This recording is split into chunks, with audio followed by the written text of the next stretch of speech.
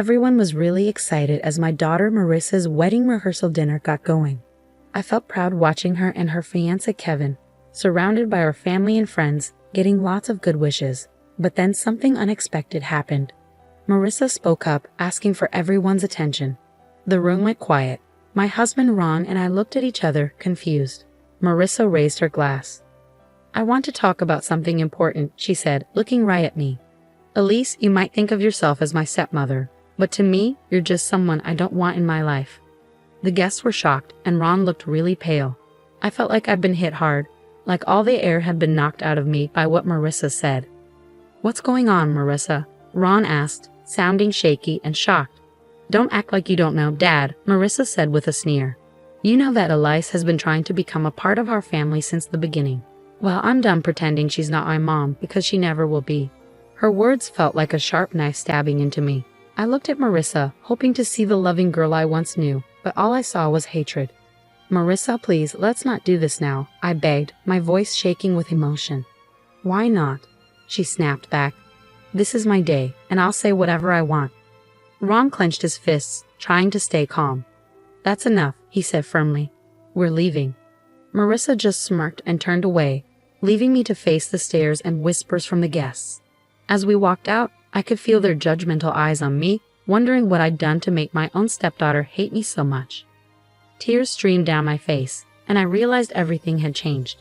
In the car, Ron held the steering wheel so tight his knuckles turned white, his face filled with anger and sadness. "I don't understand what's wrong with her, Elise," he said, his voice strained. "But I won't let her hurt you like this." I just nodded, feeling overwhelmed as we drove away from what should have been a happy night, now ruined. I wondered what had happened to the sweet girl Marissa used to be and what this meant for our family. It's hard to say when Marissa started hating me.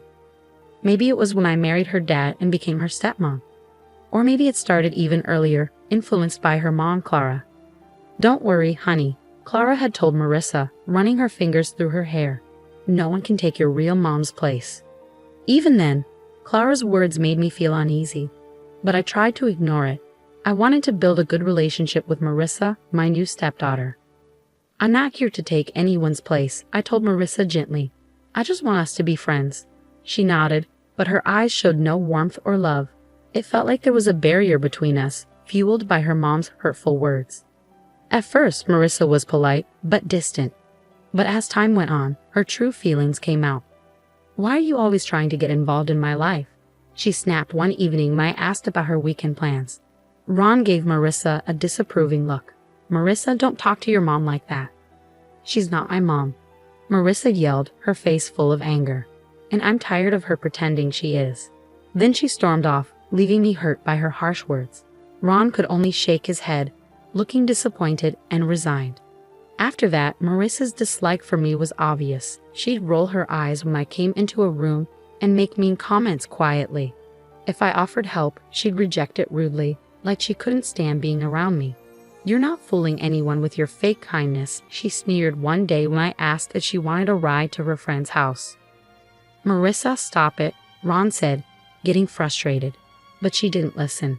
It was clear Clara encouraged Marissa's hatred toward me. Whenever we saw her, she'd smile sweetly, like she was happy we didn't get along. "I don't know what you've done to make my daughter hate you," she'd say with a fake smile, her eyes filled with mean intentions. "But I guess you'll have to deal with the consequences." And deal with them I did. Marissa's hatred kept growing, like a wound that wouldn't heal, making our family life miserable every day.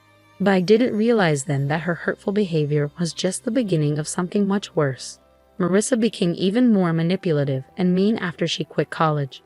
Without a plan for her future, she seemed determined to cause trouble in our lives, using her anger to get money and create chaos in our family. "Give me $5,000, or I'll tell everyone how terrible you've been as a stepmom," she said one day, trapping me in the kitchen. I was shocked.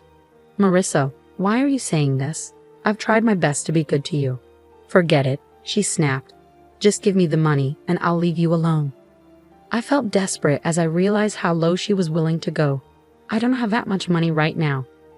"Then you better find it, unless you want everyone to know how bad you are." After that, it happened often. Marissa kept asking for more money, and her threats got worse each time I said no. Ron was stuck in the middle, trying to make both of us happy and wondering why his daughter was acting like this. Please just give her what she wants, he pleaded with me one night after another big fight. I can't handle all this arguing. But I knew that giving in would only make things worse. So even as Marissa's threats got scarier, I stuck to my decision. You think you're so perfect with your job at the high school, she sneered. Just wait until everyone sees who you really are. Her words scared me. I could only imagine the terrible lies she might spread, ruining my reputation with my coworkers and the students I cared for. Through everything, Clara was always there, silently supporting her daughter's mean actions. You get what you give, Elise, she'd say when she visited, making me feel even worse. Maybe if you were a better stepmom, Marissa wouldn't act like this. Her words hurt so much, making me feel angry, betrayed, and lost. But in the middle of all this chaos, I started to feel determined. I couldn't just sit back and let Marissa and Clara keep hurting us. If Marissa wanted a fight, she'd get one. It was time to stand up for myself and my family. I needed to show everyone the truth about Marissa's cruelty, even if it meant doing things I never thought I could do. From then on, I promised myself I'd do whatever it took to keep my family safe, even if it meant doing things I never thought I'd have to do. As Marissa's wedding day got closer, she kept asking for more and treating me worse. It felt like she enjoyed making me suffer, testing how much I could take before I broke down. I need $3,000 more for my dress alterations, she said one evening, not even saying hello as she came into the living room. Ron looked at me, begging me to give in, but I couldn't take it anymore. No, Marissa, I've had enough. She acted surprised. What are you going to do, Elise? Cry to Daddy like you always do. I clenched my fists, feeling furious. You ungrateful child. Your dad and I have done everything for you, and this is how you treat us. Marissa laughed, making me even angrier. You're not fooling anyone. You're just a sad, insecure woman trying to buy your way into our family. Her words hurt, but before I could say anything, she said one more thing. You think the school wants someone like you? Marissa said, her voice dripping with malice. Just wait until they find out about your drinking problem. I felt sick to my stomach. Marissa was planning to ruin my career and reputation with lies. Marissa, stop it, Ron yelled, furious, but she just smirked, enjoying the mess she'd made. In that moment, something changed in me. I felt determined to stay strong against all the hurt and anger. I'm done being a victim, I said, my voice firm and steady. Leave and don't come back until you can act like a decent person. Marissa looked surprised by my defiance at first, but then she smirked and leaned in close. You'll regret this, she whispered, her breath hot on my face. With those words, she stormed out, leaving a tense silence behind her. Ron looked at me, seeming lost. I'm sorry, Elise. I don't know what's wrong with her, he said, rubbing his temples. But I knew this wasn't sudden. It was years of Clara's influence. As I thought about Marissa's threats, I felt determined. She thought she could ruin my life with lies, but she was wrong. If she wanted a fight, she'd get one, and I wouldn't play by her rules. Marissa's threats kept replaying in my head, making me more determined to expose her true self before it was too late. I knew I couldn't rely on Ron for help. His love for his daughter made him blind to her cruelty. So I had to handle this on my own. That's when Derek came into the picture. He used to be Marissa's boyfriend before she changed. We ran into each other at the grocery store, and we started talking. Soon, everything started to make sense. She's not who you think she is, Derek told me, looking regretful. She lied to me about you and Ron. I felt really scared when he told me about all the bad things Marissa did. He said Marissa made up stories about me, saying I was trying to control their family and that Ron was mean to them. He believed her because she seemed so sure and angry. But he only realized she was lying after we broke up. As he talked, I started to see how sneaky Marissa really was. She made up lots of lies to make everyone think badly of me. Her mom, Clara, was the one behind it all. Like she was controlling everything behind the scenes. Derek told me that Marissa's mom has been poisoning Marissa's thoughts about you from the very beginning. I realized, feeling sick to my stomach. She's been putting all these twisted ideas in her head, like you were trying to replace her mom. Everything suddenly made sense. I had been the target of their mean plan all along, made out to be the bad person in their story.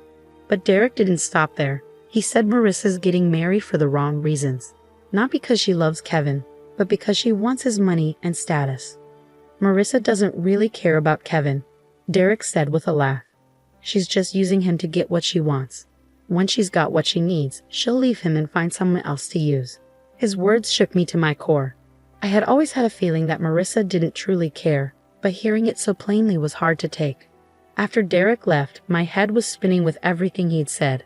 I'd been letting Marissa and her mom control everything for too long. But now, armed with the truth, I knew I had to do something. It was time to stand up to them, to show everyone what was really going on. No more pretending to be the victim, no more being scared of their lies. I was ready to fight back. On the day of Marissa's wedding, the air was tense as I watched her get ready.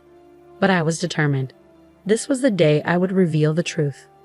"You look so pretty, my dear," Clara said sweetly, fixing Marissa's veil with a smile. "Just like a princess on her big day." Marissa glowed with happiness, soaking up her mother's praise like a flower soaking up sunlight. But it made me feel uneasy. "Yes, it's like a fairy tale," I remarked, unable to hold back, "with a handsome prince and a mean stepmother." Clara's eyes narrowed, but Marissa just laughed, not seeming to understand or care about what I meant. "Speaking of mean stepmothers," she said calmly, "I'm surprised you came at all. After how you've been treating me, I thought you might skip the whole thing." I let out a bitter laugh. "Oh, believe me, I thought about it, but I couldn't miss this moment." Before Marissa could say anything, Ron popped his head into the room with a forced smile. "Everything okay here?" he asked. "Just fine, Dad," Marissa replied sweetly. "Elias and I were just chatting." Her tone dripped with sarcasm, but Ron ignored it. "Well, it's almost time. You ready?" Marissa nodded eagerly, ready to make her entrance. As the music started and the doors opened, I took a deep breath, getting ready for what I had to do. The ceremony went by quickly, with vows that felt empty and fake, but when it came time for Kevin and Marissa to kiss, I knew I had to speak up. "Wait," I shouted, my voice echoing in the quiet chapel. "This wedding can't happen." Everyone gasped and looked at me. Marissa's face turned red with anger, her fists clenched. "What's going on?" she spat, furious. I took a deep breath and stared at Marissa firmly. "Marissa, what this means is that I can't stay quiet anymore while you keep lying and manipulating everyone around you." Clara looked pale, realizing what was happening, but I continued before she could interrupt. I showed them all the proof Derek had given me, texts, emails, recordings, that showed Marissa's lies. "For years, you've been spreading lies and turning people against me, pretending to be the innocent one," I said firmly. "But not anymore. It's time for the truth." I showed everyone the evidence, explaining how Marissa had been deceitful and selfish. The chapel fell silent. Marissa's calm facade cracked, and she looked furious and shocked.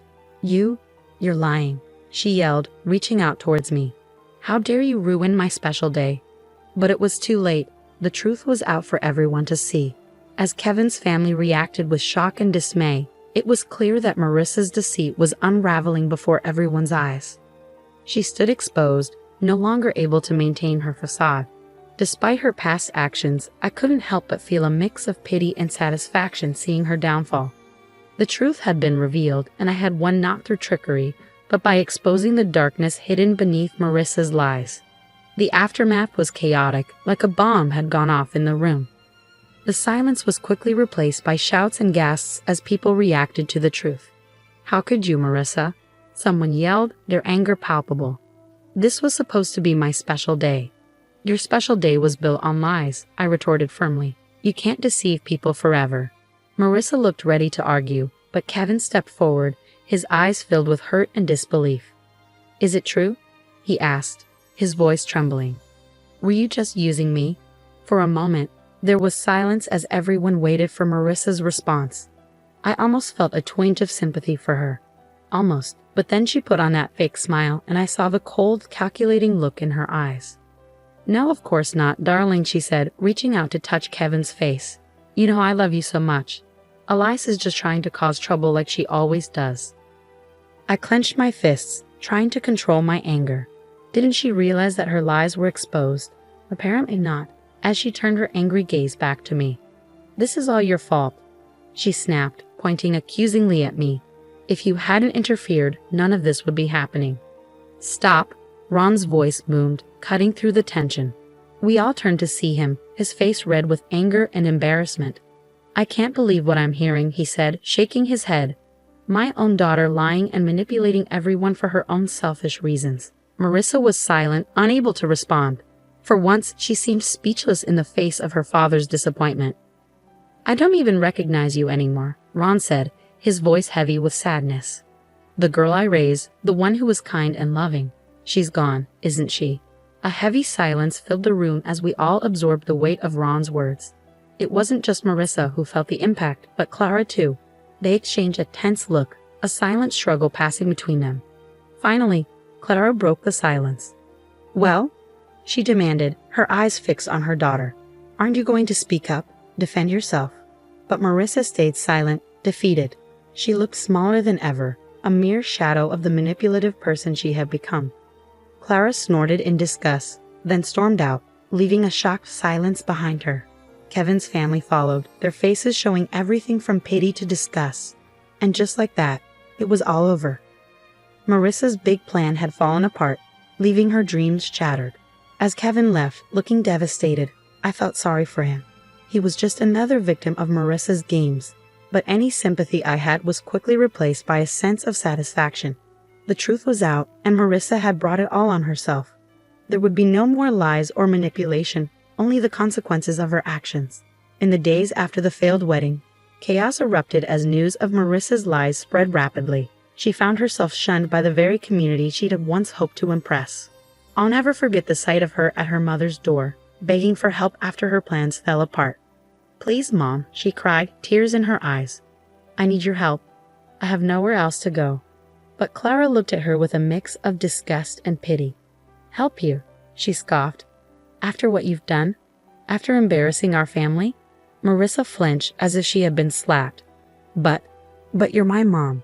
You're supposed to support me, no matter what." "Support you?" Clara shook her head sadly. "You don't understand, do you? There's no support left. You've pushed away everyone who cared about you with your selfishness and lies." Her words hit Marissa hard, like a punch to the gut. I could see the realization dawn on her face, the weight of her loneliness settling in. You don't mean that," Marissa whispered, her hand shaking as she reached out. But Clara stepped away, her face now cold and distant. "I don't recognize you anymore," she said firmly. "The daughter I knew wouldn't have done what you did. You made your choices, Marissa. Now you have to face the consequences." With those final words, Clara turned and walked back inside, leaving Marissa alone on the doorstep, utterly broken. In the weeks that followed, I saw Marissa's once proud demeanor crumble under the weight of her own actions. The places she used to frequent, fancy bars and high-end stores, now treated her with scorn, whispers following her wherever she went. Even her friends deserted her, not wanting to be linked with her disgrace.